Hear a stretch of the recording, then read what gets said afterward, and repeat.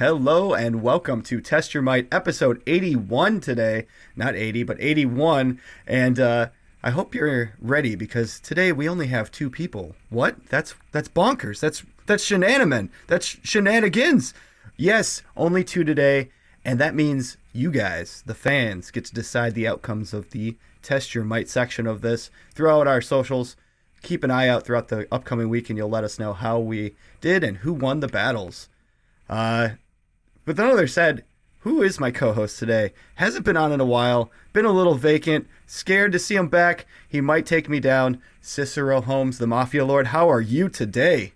I am doing great. Everybody in the world say hi to your mother for me.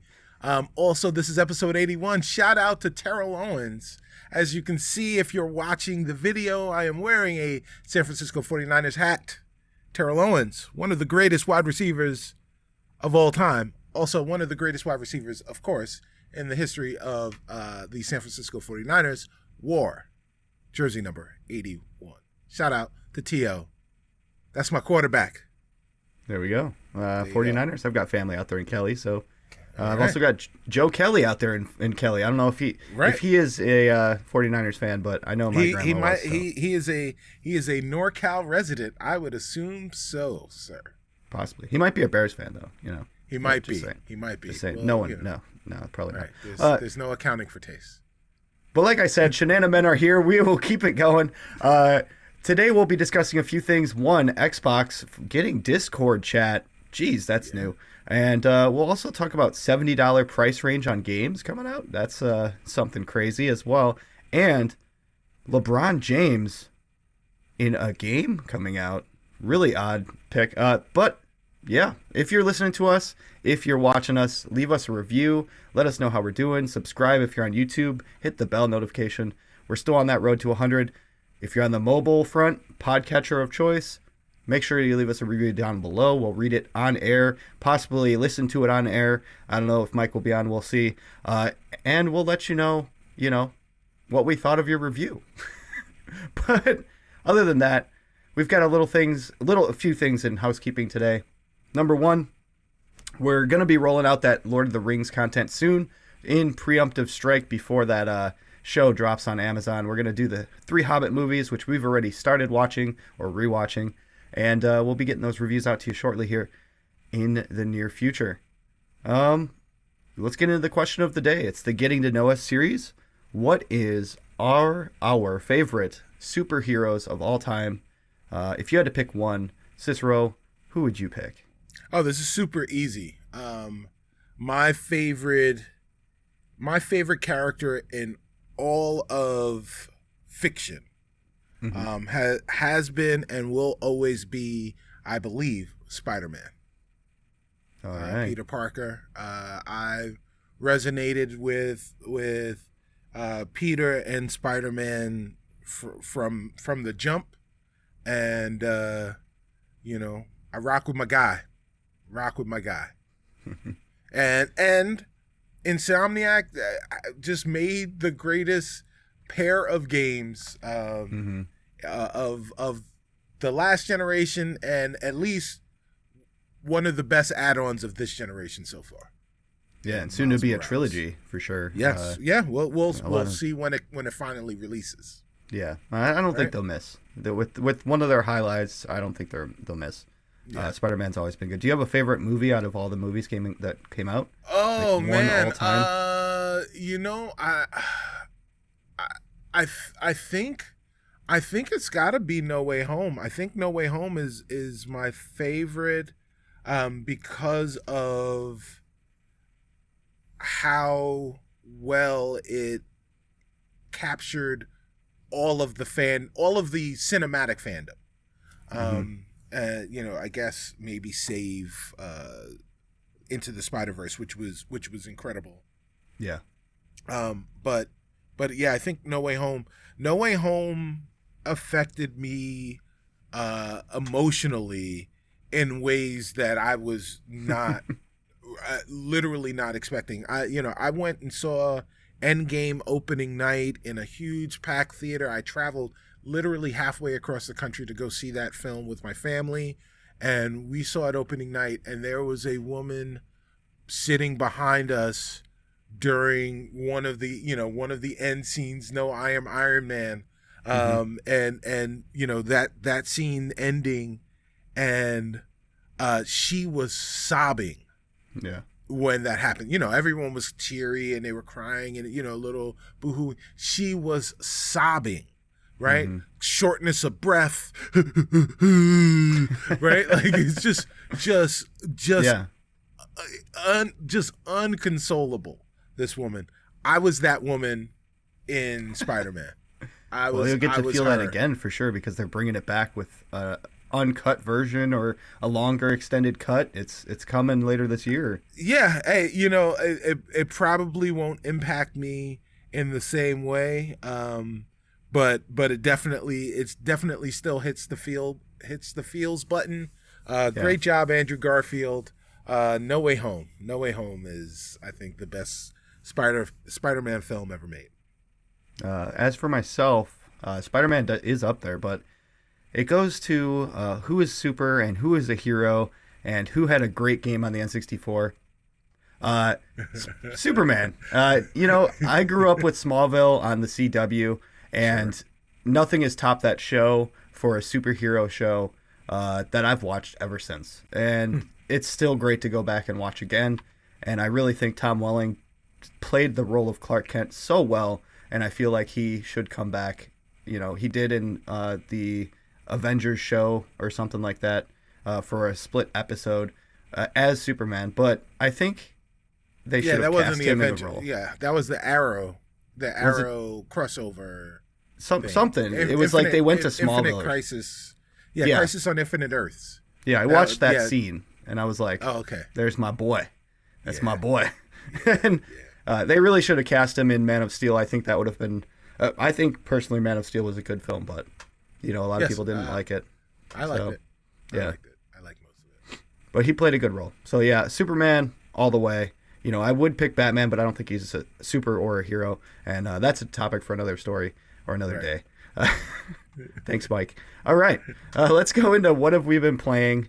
Cicero, I know you've been playing some sports ball. What else? So I've been playing sports ball. I've been playing Great Uncle. And I haven't been playing a lot of console games recently outside of sports ball. But I have been playing lots of games. In fact, I probably played 200 or so games in the time since we last spoke, because I took my niece and my nephews to one of the world's largest arcades, which happens to be right here in Illinois, in Brookfield, Illinois. It is called the Galloping Ghost Arcade. If you happen to be passing through Illinois and have a passing interest in video games and arcade games, just about any arcade game, please look up the Galloping Ghost and tell the owner, Doc Mack, that I sent you.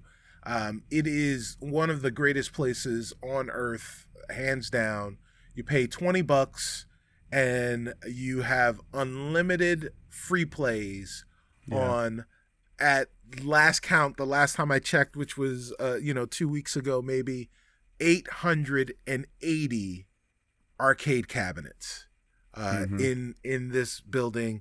Plus there's another building 2 blocks away. You can pay $15 just for pinball machines. So if pinball is your thing, if both of those things are your thing, you can pay $30 and you can play them both that day, and just go absolutely ape nuts. It is a love letter. It is clearly Nirvana for the arcade and video game fan, and it is everything that you ever wanted to be if you're an arcade historian. It's just amazing. So I mean, the list of games that I played is ridiculous. Is ridiculous. You name an arcade cabinet. And you touched it. I can tell you where it is in there, and and whether or not I played it. It was just fantastic. And that's also coming from the Duck. I have been there in the past. I know we had plans for me to meet up with Cicero that day, but some things came up and I wasn't able to make that journey. But I believe that is the place that has the high scores posted right above every machine. And that is people correct. Go in there and play the games, the old school arcade cabinets for high scores, and they put their names up there on laminated sheets. These are not just high scores, right? They're not just, these are the world records for those games. So there are lots of games in there, cabinets, where you'll see a little placard above it with the high score and who captured it on the date. But those are records that are set, and they are official world records for those particular games, which is incredible. Like, where can you go, even if you don't get to set the record, right, on that particular game, to be able to play on the machine where the world record was set is ridiculous. Yeah, it's crazy. Amazing place, Galloping Ghost. If you guys are fans, go. If you're traveling through Illinois, of course, stop there. The owner's very nice. Cicero is correct. And happy belated birthday, Doc. The amount of machines is just immense. You walk in and you think it's a small little place, and then it blows into your face. You don't see it coming. As for me, I've been playing a few small titles, but mostly most of my attention has been drawn into Power Washing Simulator still. I'm striving to finish it. I am enjoying every single mission that I play. I know you hear it everywhere on every podcast. People are drawn to this game for some reason, and it's really because it's so easy and also so fun. It is simple work that you can just turn your mind off and enter a state of flow or a zen throughout the entire thing. Something simple that you could just turn your mind off and have fun. Clean stuff, not in real life, and enjoy it. It's relaxing for sure. Best simulator I've ever played, possibly a contender for our awards later this year, in my opinion. Yeah, it's pretty good. Okay. That's what I've been playing mainly. I played a few other small games like Pokemon Yellow on the Game Boy. Been playing that in my spare time, and I have other games in my book. I just haven't been able to step away from Power Wash Simulator. Stray came out, haven't touched it yet.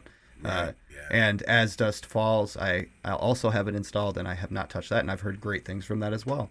So soon I'll get to those. But Power Wash is just, it's addicting for sure.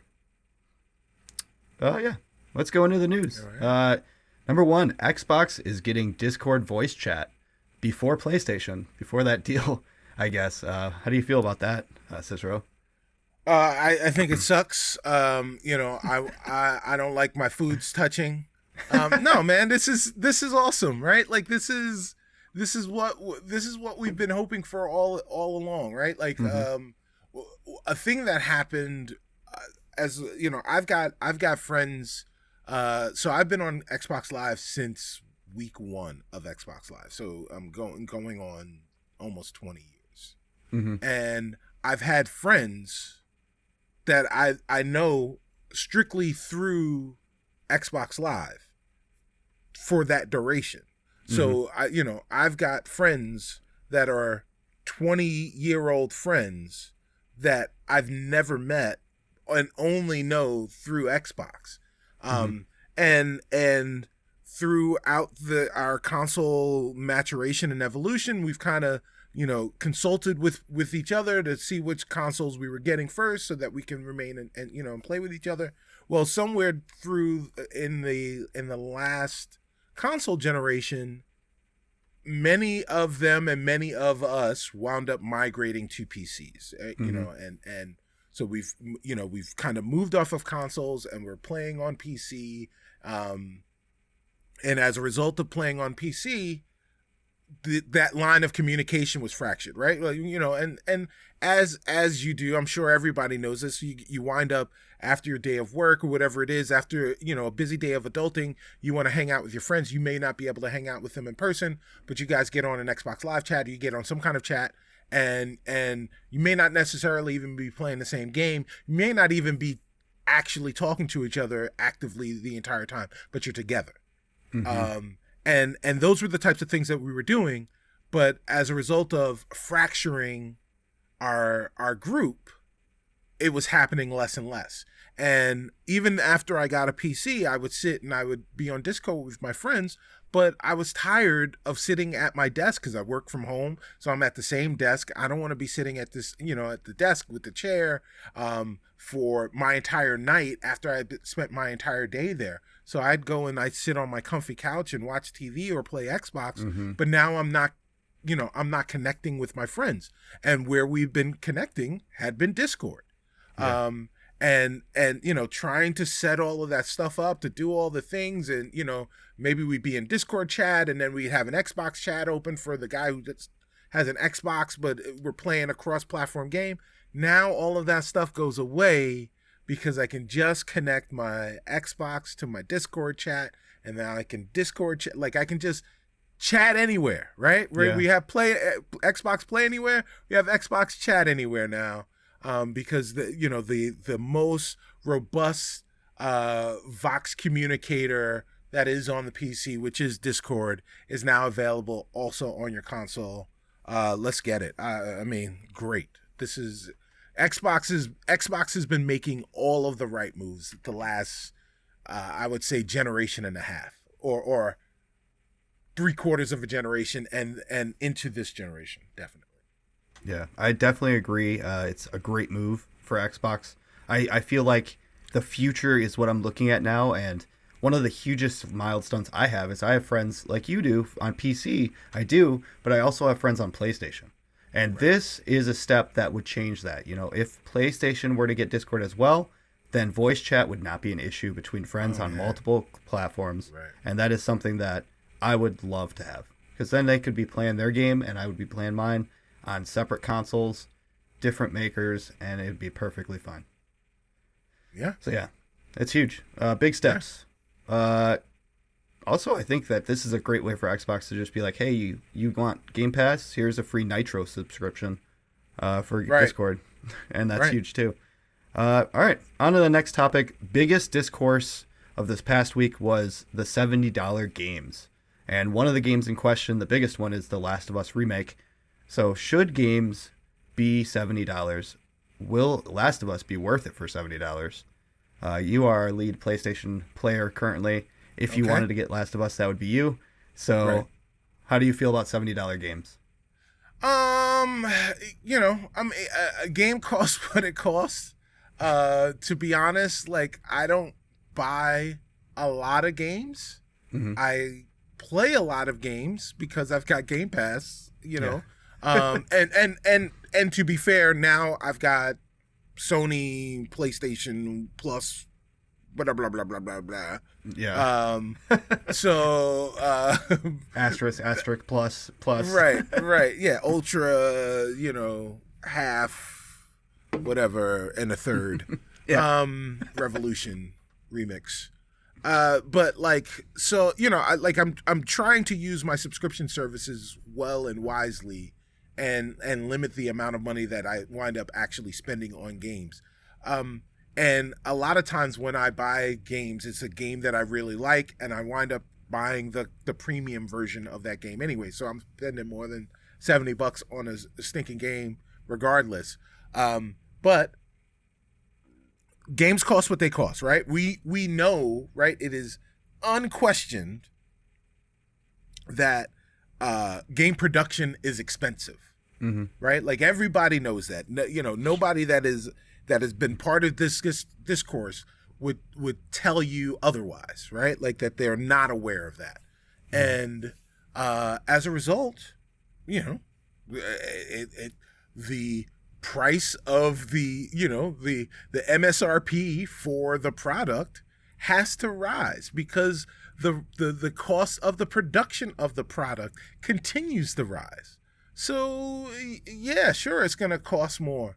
Now, should a game that has been released multiple times in multiple ways and remixed and remastered and all of this other jazz be set at the normal, regular price for games?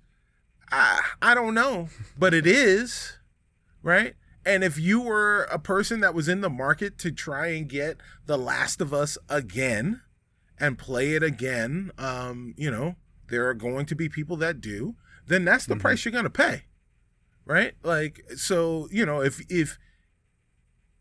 it... Like, I understand the question, but at the same time, right? Like, you've already made up your mind. If you've decided that you're gonna buy the new version of Last of Us, right? Mm-hmm. Because if you were gonna play Last of Us, you probably already have a PlayStation and you already have access to The Last of Us, right? So if you're gonna play this new one, you've already made up your mind that you're gonna play it, right? It almost doesn't matter how much it costs because you've already decided that you're gonna buy it. Yeah.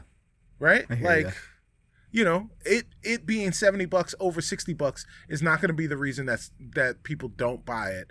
And all the games cost $70 anyway. I mean, the way Sony is doing it, even if you own a game from last generation and that game doesn't have an upgrade path to the new generation, you got to spend $70 on the new game anyway. Mm-hmm. So, yeah. I feel the same way. I feel a big part that I've always struggled with is if a game comes out that's, even if it's a remake, even if it's something that's been released previously, and it's the base set price, MSRP of $70 here in this situation, I feel like the digital copy should be cheaper because there's less production costs there. I feel like if you buy it digitally, it should maintain the $60. And then the $70 for a physical copy because that's the charge. I think the production value goes a little bit down because that's a big chunk of the production is that manufacturing. I don't disagree at all, but that ship sailed so long ago, right? Because when games were $60 and we entered into the last generation, well, actually even in the PS3 360 generation, when they started at the end of that generation, started with the downloading of games. Yeah, those you could buy your game digitally and just have Xbox it downloaded Arcade directly. Well, not even that. I'm talking about late in the generation before Xbox One.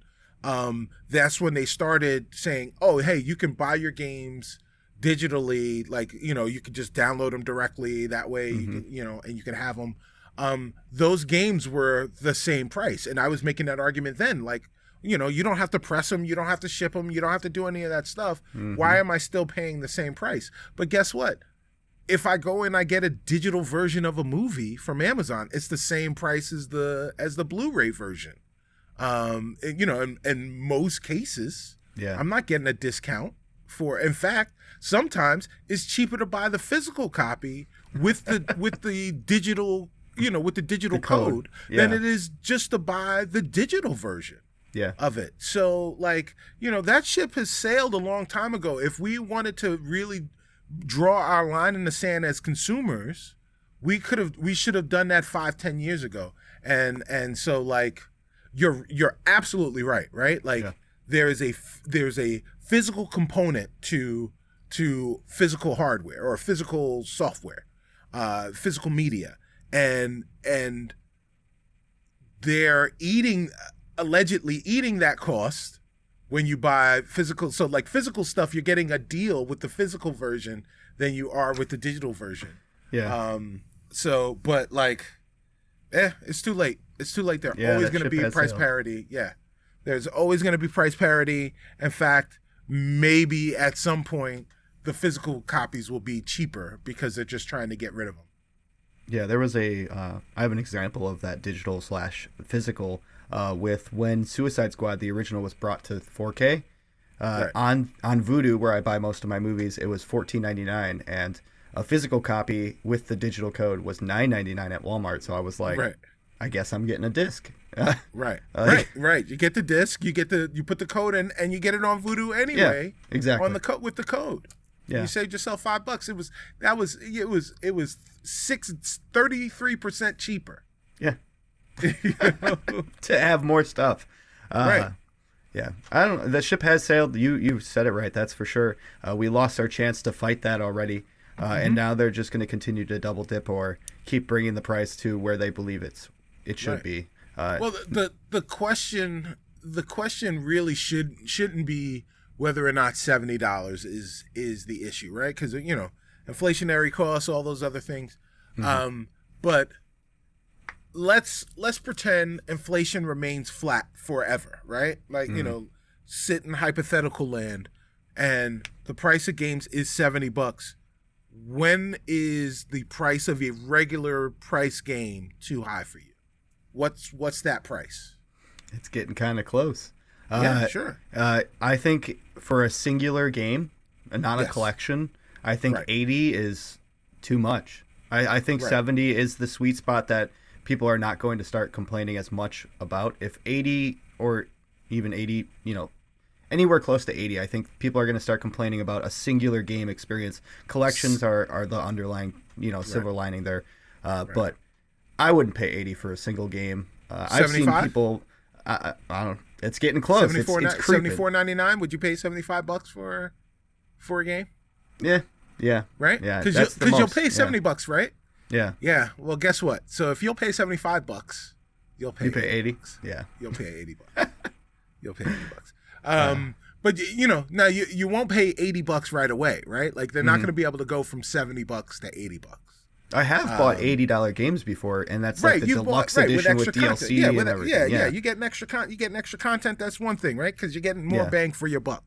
Now, again, the argument is we're paying extra money for digital content, right? This is there's more man hours that it takes to create that stuff and add that stuff, but not $10 worth, right? Not $10 per person's worth. So when we do that, like we've got to acknowledge that we're adding to the problem. Yeah, right? Definitely are. But yeah, I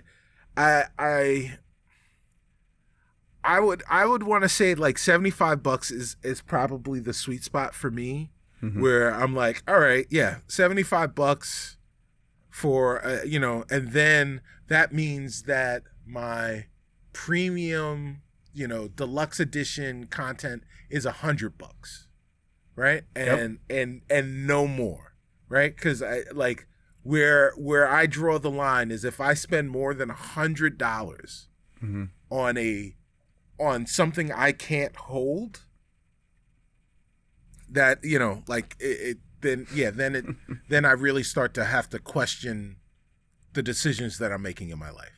Yeah, I think this all has to do with AAA games as well. Indie games, if they were to price themselves at the same as AAA games, I think there would be an outrage. I don't think that would work out very well for them. It's got to be those good experiences. What's the good?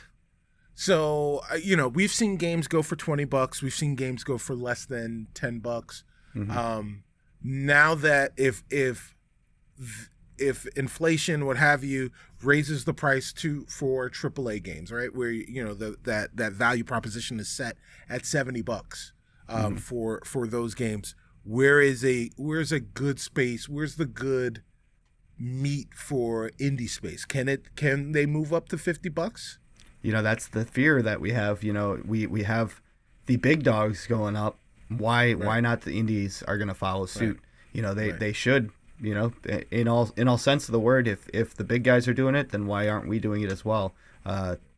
Otherwise, they're not going to be making nearly, not even half of what the AAAs are making, and their time is valuable too. It's just a different experience for sure. And there are some great gems, indie games. I'm not hurting on you at all. There are great ones out there that are worth the 70 in my opinion. But I don't think that would stop indies from raising the price either. I think that they would both start moving up. Okay. All right. I think 50 or 60 would be the top though for the indies. Oh yeah, $60 for an indie to take that spot. That would be rough. That would be rough. But like Tunic, I would gladly pay 60 for Tunic. I would gladly pay $60 for Tunic, having played Tunic. But I wouldn't have played Tunic if Tunic cost $60. Yes, true. But also, that's a way for them to get people into Game Pass. Let's go back to that, because then they could say, here's a Game Pass, you get all these $60 games, indie games, plus everything else AAA. Why aren't you subscribed? I don't think that moves the needle any Much. because right? Because let's be honest. The reason I play Tunic, right? Well, part of the reason I play Tunic is because there were lots of people that had played Tunic that said Tunic was great. But the bigger part of the reason that I played Tunic was ease of acquiring it. Yeah, the accessibility. Pass, right? Yeah. Right, the accessibility via Game Pass. So, so like if you can't see the value proposition in Game Pass, right? There's really nothing that I can do if you're an experienced gamer that's going to convince you that this is it's a no-brainer. In fact, I've got a cousin who was primarily a PlayStation gamer, had a PS5 for a while, and jumped into the Xbox family. I'm not sure if he got an S or an X, but I had been telling him, hey, go ahead and grab yourself an S and get Game Pass. And dude, then you'll have the best of all worlds, right? Like, you'll be able to play most of the games that you wanted to play. Fidelity won't be that great, but the console's really small, it's portable, it's cheap, and you'll be able to play these games. You're playing your stuff on PlayStation primarily anyway. And he went out and he bought an Xbox console and didn't get Game Pass. And I'm like, all right, dude. He was like, yeah, I bought it to play a game. I think it was Halo. And I'm like, all right, well, dude, get Game Pass and you can get Halo and all of these other games. And he still won't do it. So, like, in fact, I think I did for him what I did for Joe and Mike. We've done in the past, yeah. Right, exactly. And bought him a few months of Game Pass and said, here, your first taste is free. And I don't know, I don't know what he did with that, but like, it does not make sense to me. No. It didn't work for Joe. I used to buy him months and months and say, hey, try this, this game's coming out. And, Joe plays a few games and then backs out. Well, I mean, well, that's the thing is it's not you're not gonna convert everyone, right? But most people will see the value proposition, and that's really what it's all about. And I don't think that telling them, oh well, the price of games has moved up, so now Game Pass is more valuable than ever, is not going to move the needle if it didn't move the needle before. Yeah. All right. Well, that's what we discussed. That's right. We did it. Section. We're moving on to the namesake of the show. Test your might. Cicero Holmes hasn't been here in a while. Stubby Stan, how are you feeling? You ready for this? Oh man, I'm rusty. I don't know if I got it in me, but let's see if I can ride this metaphorical bike. Okay. Well, I put a little training wheels on it for you. I'm going to let you go first on this one since you've been absent for a while. Okay. Here we go. WB's Smash Brothers like metaverses is adding LeBron James as a fighting character. So it is our jobs to pick a sports legend and which sports legend would be great in a fighting game. And the caveat, that's the word I'm looking for. Caveat is we cannot pick wrestling stars. So no wrestling stars. Mike Tyson is out. Sorry. Let's go. Cicero, who do you have as your sports legend? So Mike Tyson's out of... So no wrestling stars. This is a fighting game. Mm-hmm. Yeah. Oh, man. So it's like Super Smash Brothers, apparently. Yeah. Yeah. All right. So then I was going to go with one guy, which I think is a great pick, but I'm going to go with a different guy who is also a great pick. The one guy would have been a great pick for any type of game, and I would have been able to pitch a great game for him. Mm-hmm. But this guy that I'm picking, he knows football, he knows basketball, he knows fighting, he knows chess, he knows fighting games, he knows it all because he's Bo Jackson. Bo Jackson. I mean, you can't get no better. All right. Bo Jackson is Cicero's pick. I'll give mine and then we'll come back to you. Yeah, sure. So, you might know a lot of things, but my guy comes out of the forest when you're not looking. Some would say he comes out of the woods. And he might drive you into the penalty box because my guy is Tiger Woods. Ooh. Oh, Tiger Woods. All right. So I will. Tiger's a good choice, I think, maybe, except for the fact. Well, first, before I even talk. Oh, about you go ahead. Tigers, This is the shenanigan. You go ahead. Yeah. Right. Before I even talk about why Tiger is a good but bad pick, let me talk about why Bo is the perfect pick. Right. Okay. Because this was a guy that went to school at Auburn. He went to school at Auburn. The same time, imagine being an Auburn student, the same time that Bo Jackson was playing both football and baseball and was the best players on both of those teams. He was also at school with Charles Barkley playing basketball. All right. And Frank Thomas playing on his baseball team with him. Okay. So these are three men, all roughly the same size, all shaped the same way, just bowling over people. But Bo Jackson, he did a thing that no one else thought could be done. Only him and Deion Sanders were able to do this. Play both professional football and professional baseball simultaneously. Where he was better than Deion Sanders was that he was able to play both at an all-star level. In fact, had he not been injured, he would have been able to play both of them at an MVP level. He was just that good. In fact, the worst part about it is that he injured himself and he's out of, he injured himself and ruined his careers because he got tackled in a way that and had an injury that shouldn't have been humanly possible. Someone tried to tackle him and he was so strong that he tried to move out of the tackle and shifted his hip out of the socket. But it's because the guy that was grabbing him was so strong, but Bo was even stronger, that he broke his hip and ruined his career.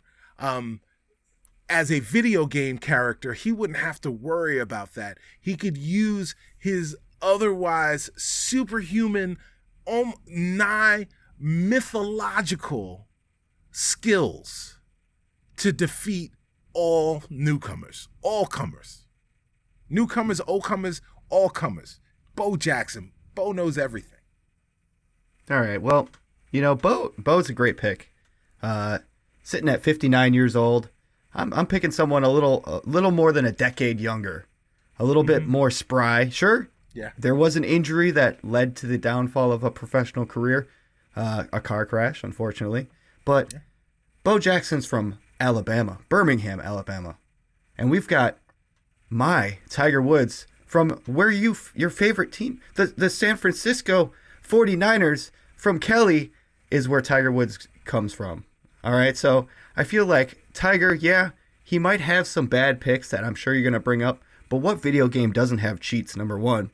And what other video game has a weapon like a golf club, a driver, or a putter that you can use as a weapon to fight another person? Sure, he's great right-handed, but he's going to pull out that lefty swing like he grew up with because he thought the game was a little bit too easy. He switched to right-handed. He's going to hit you with that left hook when you're not looking. And I don't think Bo Jackson's going to be able to handle that. I don't think he's going to be able to stand up. I think Tiger Woods is going to show you his furiosity, his anger that he brought into his career and showed the world that even young players of golf can succeed and even younger players can succeed in a fighting game. And I think this is Tiger Woods' chance to show us that he is an excellent character, an excellent sports player. So I feel like Bo Jackson's great. I think that age, I think he's a little bit slow. Sure, he got hit by a car accident. That could be a super move. At the end, he's driving a car, he smashes into somebody. Bo Jackson, what does he got? Someone grabbing him and twisting and he falls over. Like, I don't think that's going to make a good super move. I feel like Tiger Woods would win that fight. Tiger Woods is Charmin soft. He was powered by his image, and so before the car accident, Tiger Woods was already on the decline because his image took a hit. So yeah, maybe he'll try and hit you with a golf club, but all you got to do is hit him with his image, and he goes down like, oh man, he goes down easy like some smooth bourbon. He's donezo, right? And Bo Jackson, like I said, he's mythological. Bo knows golf, right? So he knows golf swings. You talk about golf clubs. Bo Jackson uses a baseball bat and a helmet. Where you gonna, so you got a golf club? I got a baseball bat in one hand and a helmet in the other. What are you gonna do with your golf club? Well, I feel like Tiger Woods has these lower caliber attacks, but I feel like, he's going to use those things to his advantage. Sure, he might be smaller. So sure, he might go down like smooth bourbon, but I feel like Bo is just going to keel over to these quick blows because he's much quicker. I feel like Tiger is just going to come out with furiosity from, definitely not from Birmingham, Alabama. He's coming from California. He's running from the forest fires. He's coming at you with that anger to reform his image. I think that he's going to pick himself up from these crutches that the world has put on him. And I feel like, yeah, he's going to have cheat codes, man. Come on. You can't beat cheat codes. Bo Jackson is he might be the greatest sportsman that ever lived. Everyone look up Bo Jackson diving. and there is a story about Bo Jackson. Bo Jackson, seriously, like Bo Jackson is a myth, right? Like if you guys, if you've never heard of Bo Jackson, just go on YouTube and look up Bo Jackson highlights. They're ridiculous, and just the stuff that you've seen is only half of the stories that people have like sworn to are true. There's nobody better than Bo. I would love to see either of these characters make it into a game, a fighting game. I'd love to see Tiger just use all of these abilities that I've brought up. And also, I'd love to see Bo Jackson just stand off to the side and his face pop up and talk to himself in the third person that he's done his whole life. And just be like, Bo Jackson gonna get you. It'd be hilarious to see in a game. For sure. So, that's our first debate. Let us know for sure what you think in the Twitter posts or wherever we're going to be posting on social medias. On to the second one. I'll start off this one. Forza Horizon 5's Hot Wheel DLC just debuted, and it's doing phenomenal. It looks great, and it's something to see for sure around the Mexican mountains and stuff. So what should be the next Forza crossover event? And I'm going to use a 4-letter word that should have been a thing for a long time now, and that is Lego. Oh, they already did that. For Forza Horizon 5? Oh, no, not Forza Horizon 5. They did it in 4? Was it 4? 3 was Hot Wheels the first time around. And then 4 was Lego. Was it? Yeah. All right, you go first. But I'm yeah, gonna. but yeah, they could bring it back. Well, why I think this is going to be a good idea is because recently they have been releasing a lot of Lego sets that are car based. There's the Ferrari one that just came out. It's like $300, but it's the sleekest looking Ferrari that you could ever see, made out of Legos. And I feel like if they were to collab, they could not only sell more cars in Lego form, but they would also be able to bring that into the game. And with the new engines that's going on and the destruction methods and all the stuff that they're bringing into Forza and for the Forza game coming out, I feel like this would be something that you could see that destruction in Lego form, and it would be a sight to see in the Unreal Engine. And with Playground Games behind it, I think it would do great. So I appreciate you dipping into their past to bring in their present and their future. Mm-hmm. But why don't we add something different to Forza? Okay. The next Forza crossover event shouldn't be motor vehicles of the four-wheel kind, but motor vehicles of the two-wheel kind. Let's get some bikes in here. Let's get some motorcycles, or we could do four-wheelers, right? Let's do motorcycles. Let's do ATVs. Since we're in Mexico, we're doing that. Let's do the three-wheelers. Let's get some open-air, open-wheel events and vehicles in the game and start moving around. That was one of the great things that they added to Test Drive Unlimited. I know you guys, if you listened to the show, more than a few times, you've heard me talk about the greatness that was TDU back in the day. But adding motorcycles to this series would be great. Like, it would fundamentally change traversal. It would fundamentally change a lot of things that they're doing. Plus, it's something open and new and added to this series that they could easily integrate, because you can still do your tuning and you can still do modifications on the vehicles. You could still have liveries.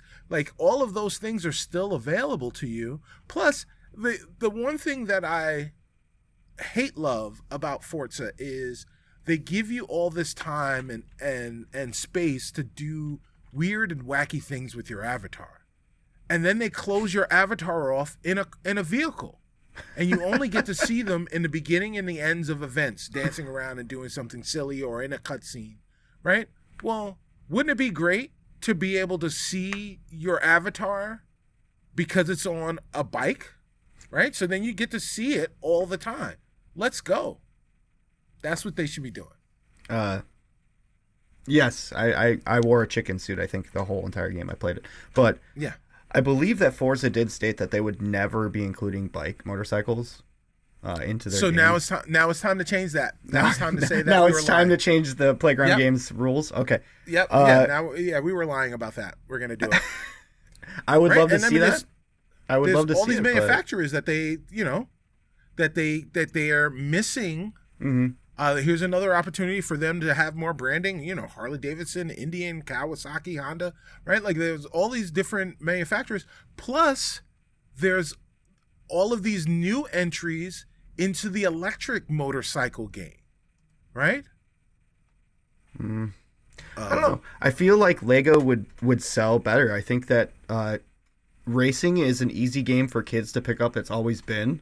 And right. I feel like with Legos, having your dad playing Forza with the car that you just built next to you, I feel like that would be a sight to see. They're bringing these cars from real life and basically making them in Lego. Why not also have that Lego car in the game? So I feel like that crossover would be beneficial for not only kids but also for the fans of these of Legos their whole lives, like myself. I would love to see a Lego car get destroyed across, a Hot Wheels track or whatever. It's like you're playing with toys back in the day, but you're racing in a game. I don't know. Bikes is cool to see your avatar. That's a great feature.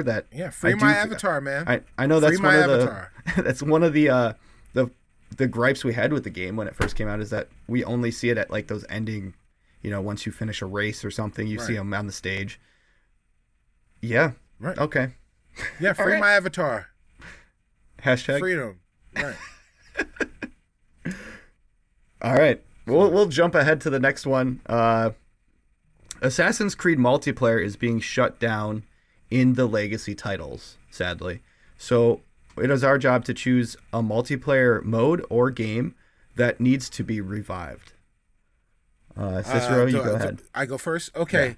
Yeah. So, the obvious one to me is like the thing that makes AC great, which is like the whole asynchronous gameplay mode of catch the assassin, where you can hide amongst the people as you're moving around, and the assassin has to come and find you and kill you, and they get certain amount of times to try it or whatever.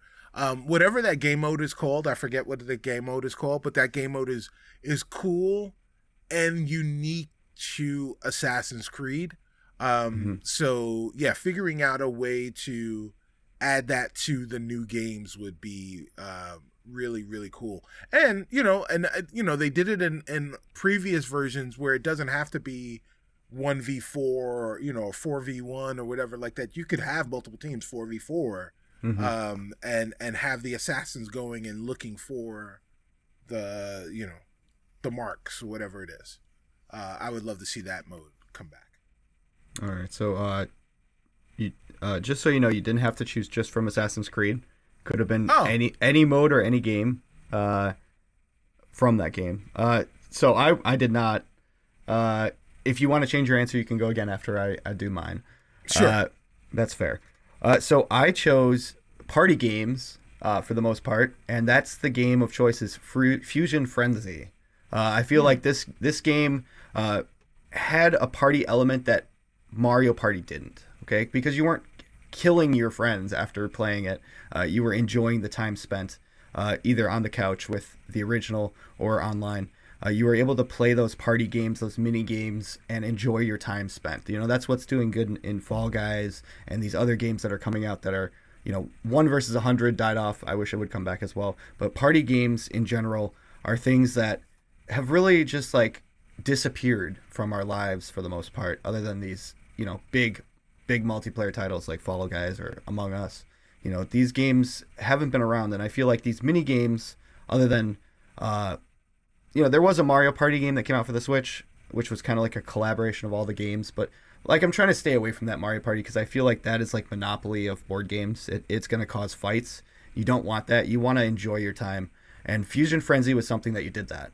Sure, you lost at times, but it wasn't like I'm going to kill my friend because I lost. He didn't steal all my stars. I kept playing and enjoying each mini game. So I feel like party games, Fusion Frenzy, a new Fusion Frenzy with 100 players. Come on. Get something huge, party, mini game-esque. It would be awesome. Either online or obviously couch with 4 people. So yeah, thank you very much for being able to change my answer, because I definitely misunderstood. That's a great mode though. I do love that mode from Assassin's Creed. Yeah. So my answer is what you already mentioned it. 1 versus 100. That was like, it was such a dumb moment, and it was so brilliant. It is a thing that everyone in the Xbox community has been calling out for. Those people that did have a chance to experience it was such a moment. And I've never had appointment gaming before, right? Like there's appointment viewing, right? Like, when I feel like Twitch isn't as big as it may have been before, but like there were streamers that you would tune in for at a particular time, and there still are. Yeah. But you tune in for those. But I'd never had a game where it was like, oh man, it's Saturday, it's 7:00. I'm going in to play 1 versus 100 because maybe I'll get a chance to be part of the mob. Yeah. And if I get a chance to be part of the mob, maybe I can be the one, right? And win those Xbox points. Yeah.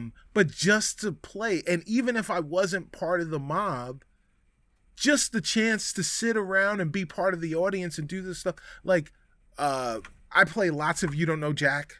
I love playing those games. Mm-hmm. They're great games to play with family, that people that are non-gamers and the like. But they're also great games to stream because you can increase your community by playing those games, and everyone can play together, and they can be part of the audience, and everyone can be part of the fun. 1 versus 100 was exactly that. And and maybe it's not just 1 versus 100. Maybe Xbox needs a game show network, right? where they're playing 1 versus 100 and they're playing Joker's Wild and they're playing all of these games from the, like, you know, Microsoft's no stranger to partnerships. Maybe they partner with the game show network and start developing actual game shows with an actual host where they can have these types of games and you know, like every day, or you say Wednesday, Thursday, Friday, or, you know, Thursday, Friday, Saturday at 7:00. These are the games. This is the games lineup for that week. And you'll have your host come in and they have the different games, and you get like the prizes could be Game Pass subscriptions or nominal things, but things that are cool. Vouchers to the Xbox store so you can get like controllers or, you know, get different peripherals or whatever. Whatever it takes. But like it's being part of the community, it's engagement, and it's being able to exert that level of control where appointment gaming is a reality. And that's not, we don't have appointments for almost anything anymore, right? Everything we have is on demand. But like, you know, like what a flex to be able to be like, yo, if you want to get down on this, you want to be a part of this, this is when it is. And you got to come and be there at that time. You know, I probably shouldn't have let you switch because this is a good idea. I'm a big game show watcher growing up. You know, Wheel of Fortune is one of the shows that I watched a lot of. And I feel like whenever you watch these shows, Family Feud, you know, you're watching the actual, you know, shows, you always question, I would do so much better. I would be so much better. And this is a chance for you to do that. The problem with your idea, though, is that it's appointment gaming. As much as that's cool, it doesn't work out always because not everyone is able to free that time up. And that's why mine strives a little bit higher, I think, because you have that freedom to play the mini games or to play with 100 people at your whim. You can join whenever you want. Whenever you have a free moment, you can jump in there and have fun. You don't have to be like, oh, I would do this, but it's not that day or that time to do it. As much as that would be awesome for people to be watching you actually do these things with a real host or real other contenders, I feel like that's where it's going to shy from the goalpost a little bit. I feel like not having access to it when you have that spare time, because it's not always planned nowadays. Our lives are hectic. You know, we're both parents, and we don't know when we're going to get our next moment to sit down. Sure, you can make a schedule, but when does that schedule ever come to fruition? You can plan and say, hey, I'm supposed to be on this at this day. As parents, that doesn't work out. You know, most of the time that's going to be the struggle. As cool as it sounds and as great as it would be to have the game shows at your disposal at those times, I think that's where it's going to stray from the goalpost in the long run. Well, and you know, I definitely understand that, and I'm absolutely sympathetic to that, right? Like you may not be able to do that all the time, but what you can do is you can watch the video on demands, right? You can watch those video on demands, and you'll have access to be able to be part of the VOD audience, right? Where you can use these, and we've seen this model work already with NBA 2K. They do this every week in NBA 2K, where you sit and you have the questions, and that gains you gain points for getting the questions right as you're sitting and you're watching, so you can feel like you're participating, and that will incentivize you, right? Like, you know, maybe there was something going on, or maybe it slipped your mind or whatever, but seeing the video on demand and participating in the video on demand and seeing how well you did playing during the video on demand will incentivize you to remember the next time that appointment viewing or that appointment gaming is available, so that you can get yourself in there, right? Like, as a person, I was on a game show.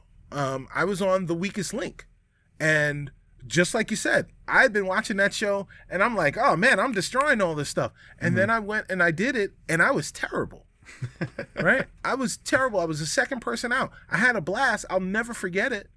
but it's one of those things where like, and you know, one thing for me is like, oh man, I kind of want to redeem myself in game shows. I adore game shows. And so I would love another chance to be on a game show, whether in person or virtually. Like, it doesn't matter to me. I just want to, you know, like, have some fun, do some trivia, play some games, have some laughs, you know, interact with the audience. Let's do it. Like, I don't know why. I know our friend of the show, Ryan McCaffrey, has asked Phil Spencer directly about 1 versus 100 and it coming back, and Phil is always kind of coy and just says, you know, now is not the time, whatever. I don't understand why that's not happening. It should be happening. We need it back. That is, we need that type of engagement again. I hear you there. You know, when you say video on demand, that means you watch it after the fact of airing, and then you are able to respond to it and also earn points. Right. You know, so So right, and those points will add up. Like, you put them in a bank, and that will add up to, you know, if you get 10,000 points, you can get like a $5 gift card. See, at that point, though, isn't it way easier just to get all the answers and watch that video on demand to earn free money? Which would kind of break the system. Sure, which is why the points that you would earn on those things are so great that it would take a lot of, like, it would take a lot of trolling. Yeah, sure, okay, fine. If you can, you know, if you earn at best 2,000 points on a perfect run of a TV show, it would take you 5 of those shows to earn enough to get a $5 off gift card. Right? Which, I don't know sure. about that. I mean, yeah, it's, you know, it's $5, but so what, right? Like, okay, you've earned that over a month, but you had to have Game Pass in order to play this game, so you already paid that money already. Yeah, but still, that's taking money out of Microsoft's pockets, which I don't think they would be okay with. I think they'll be okay with. Well, think of how many subscribers and how many cheaters there are. If it took me 5 weeks to earn $5 off, right, and I'm already part of Game Pass, I'm at least paying $10 a month. Yeah, and so most people that have Game Pass have multiple accounts, which means they would be able to do this multiple times on one Game Pass account subscription. Or maybe not. I think Microsoft can figure that part out, right? Like, if it took me 5 weeks to earn $5 off, then I've already paid that money and then some in my Game Pass subscription. So, like, that $5 is a wash at best when it comes to that. Microsoft's not, you know, they're not losing money on that, right? Like, and in terms of the numbers of people that would be that dedicated to try and game the system for a nominal discount, I personally believe would be negligible. So, all right, well, yeah, that's our Test Your Might section. That's right. I'm glad Cicero's back. Hopefully you guys enjoyed it. Let us know. We're going to be posting throughout the week these questions and the answers that we've had, so you guys can, you know, choose for yourself who won this this debate show. All of these questions and answers were great. I am huge into game shows, and I immediately went into like VR, and I was like spinning the Wheel of Fortune and like thinking about it. Dude. Like, imagine. Ordeal is no deal with a buzzard and phone call. Dude. Come on. Soon. But yeah, let us know. We'll be putting it on Twitter or Facebook or both. We'll find out. Right. We're going to go into the leaderboard now. These are going to be the top 5 games that we would have paid $70 for. So these could be games that are out or coming out that we will or would have paid $70 for. I've got a few on my list that are like collections that if they were to ever release, I would. And I also have games that are just singular titles. Not sure what you have. Go ahead with yours first. I'll type them in here. So I'm only going to pick games that I've already played and are basically saying these games are worth $70. Whatever the price, price of games, just regular versions of the games. Okay. And in fact, I'm pretty sure that all of these games I paid more than $70 for. So, oh, wait a minute. So, it's just the two of us. So, are we just picking 3 each? Or are we... We'll do... if we do 3 each, one person loses out on one of the picks. Yeah, fair. Okay. All right. So, real easy. First 2 are Rockstar games. Okay. GTA 6 or GTA 5, GTA 6. GTA 6. I've been to the future. Hey, it's good, man. You bought it. You said you bought it already. Now let me play it. Right. Yeah. Come over. Right. GTA 6. It came out right before the Earth died. 2432 or something like that, right? Yeah, right. Yeah. So yeah, but GTA we also 5, got like another 150 versions of GTA 5 beforehand, so we're good. Exactly, to come out. Right. We have plenty of eventually content. there will be a version of GTA 5 that costs $70. But yeah, GTA 5, Red Dead 2. Okay. Both of those games right off the bat, they're like the amount of stuff that they add to those games, the quality of those games is just kind of beyond reproach. I'm trying to kill a fly in here. Sorry, guys. And Cletus. Right. Yeah. Oh yeah, I'm pulling out Cletus as soon as we go off. Yeah, Cletus is coming. So the third game. You know what? I'll make it easy. Again, one of the greatest games that I've ever played. Accessible, beautiful, funny, poignant, and incredibly immersive. Insomniac's Marvel Spider-Man. Easily pay $70 for it. I would pay more than $70 for any of those 3 games. But I won't say how much I'd be willing to pay for fear that someone will try and charge me those prices for those games. All right, so those are good picks. Those are really good. The only one I falter on is Red Dead, and that's because I haven't played it all the way. I only played the little beginning part. Oh, okay, sure. A long time, but I remember it. It was good. I'm gonna go with Hogwarts Legacy. Okay. Coming out soon. It probably will be priced at it. I'm going to be buying it on PC because I don't have a PS5 currently. So yeah. Then I want a God of War collection. Okay, remasters. This is like the original games, not God of War 2018. This is the original saga all the way to Ascension. The original God of War titles.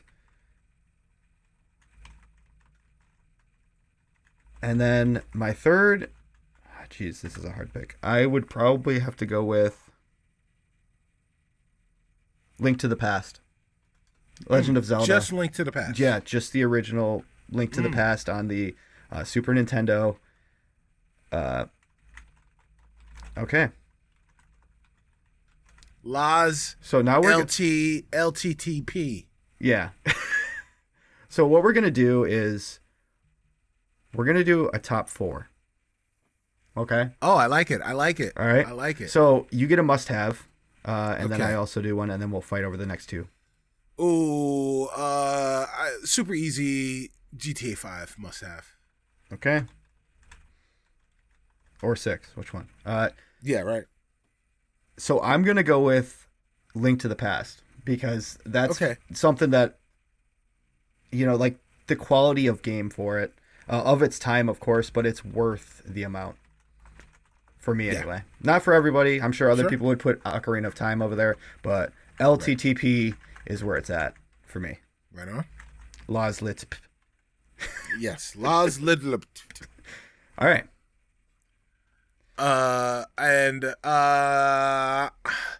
To me, I feel like I'm ready to go to bat for the what do we call those? The licensed games. So Marvel Spider-Man and Hogwarts Legacy. Marvel Spider-Man is accessible and brilliant and beautiful. And it like there's no way for you to have your expectations be ruined by that game. Yeah. It's just that good. And Hogwarts Legacy, what they showed of that game, right? Like the promise, it seems too good to be true. Yeah.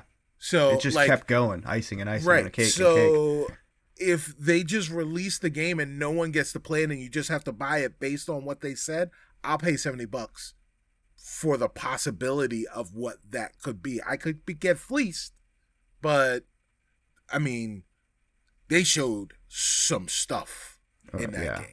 That's what it is. Like, it's the promise that's really putting it up there. Like, it's worth that amount if they can fulfill that promise. Right. For me, I would definitely put Spider-Man on there. So, that's not typing correctly. There we go. And you're good with Legacy up there? Then we have to go a 5 then, because it is top 5. The leaderboard does say top 5, doesn't it? So, all right. If I could click the right button. Okay, just clear everything.